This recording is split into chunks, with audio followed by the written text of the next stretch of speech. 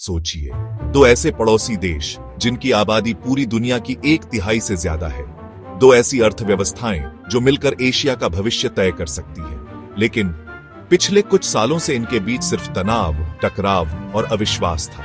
और अब 7 साल बाद भारत के प्रधानमंत्री नरेंद्र मोदी चीन की धरती पर कदम रखने जा रहे हैं। क्या यह दौरा भारत चीन रिश्तों का टर्निंग पॉइंट होगा, या फिर यह सिर्फ एक कूटनीतिक दिखावा है? भारत और चीन के रिश्ते कभी दोस्ती, कभी दुश्मनी की कहानी रहे हैं। 1962 का युद्ध, जिसने दोनों देशों के बीच गहरी दरार डाल दी, फिर व्यापार बढ़ा, लेकिन सीमा विवाद हमेशा बीच में आकर खड़ा हो गया।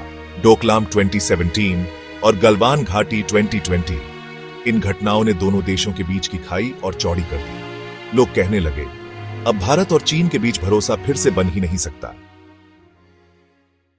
लेकिन अब तस्वीर बदल रही है। 7 साल बाद नरेंद्र मोदी चीन जा रहे हैं, SCO शिखर सम्मेलन में हिस्सा लेने। सीमा विवाद को शांत करने के लिए बातचीत तेज की गई। कई साल बाद भारत और चीन के बीच सीधी उड़ानें बहाल हुई, और सबसे बड़ी बात, दोनों देश आर्थिक सहयोग बढ़ाने पर भी राजी दिख रहे हैं। ये सब संकेत दे रहे हैं कि कहीं न कहीं दोनों देश रिश्तों में नरमी लाने की कोशिश कर रहे हैं।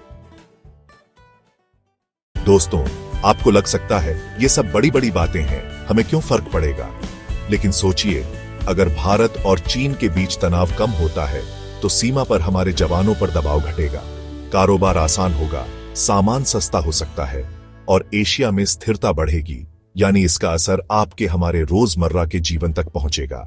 हालांकि यह रास्ता इतना आसान भी नहीं। चीन का पाकिस्तान से नजदीकी रिश्ता भारत को हमेशा खटकता है।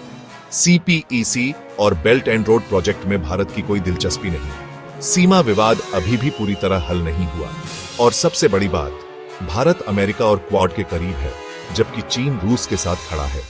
यानी भरोसे की कमी अब भी बड़ी चुनौती बनी हुई है। अब सवाल है, मोदी का यह दौरा क्या सिर्फ औपचारिकता है, या फिर यह सच में भारत चीन रिश्तों को नई दिशा देगा? अगर दोनों देश ईमानदारी से आगे बढ़ते हैं तो यह पूरे एशिया की राजनीति बदल सकता है। नए व्यापारिक अवसर खुल सकते हैं, और सुरक्षा को लेकर भी बड़ी राहत मिल सकती है। लेकिन अगर यह सब सिर्फ कैमरों के लिए है तो आने वाले समय में तनाव फिर लौट सकता है। भारत और चीन, ये रिश्ते कभी भी आसान नहीं रहे, लेकिन हर मुश्किल रिश्ता बातचीत से ही सुधरता है। अब पूरी दुनिया की नजरें इस मुलाकात पर हैं। क्या यह एशिया को शांति और सहयोग की नई कहानी देगा, या फिर यह भी इतिहास की एक और अधूरी कोशिश बनकर रह जाएगा? ये जवाब आने वाले दिनों में मिलेंगे।